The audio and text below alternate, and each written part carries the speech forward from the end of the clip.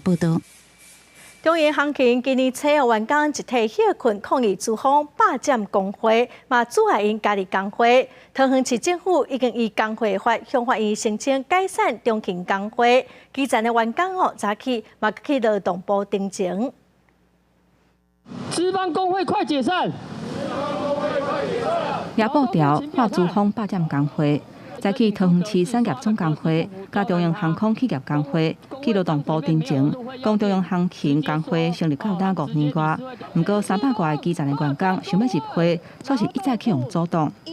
桃园市府顶日已经以工会法向法院申请解散中勤工会，希望劳动部公开表态支持解散去由资方霸占的强势工会。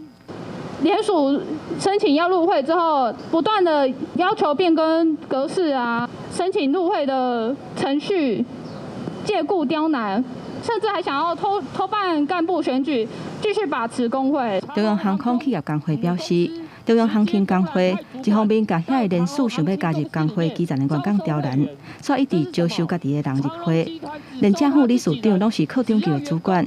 3月份召开会员大会。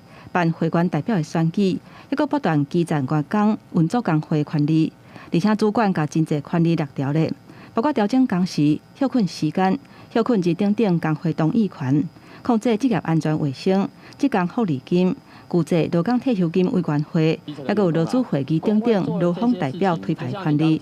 桃园市政劳动局已经伫咧3月初8发文，认定中央航勤工会违反法令甲中庭。申请加入工会过了半年，工会都不审他们，这个正常吗？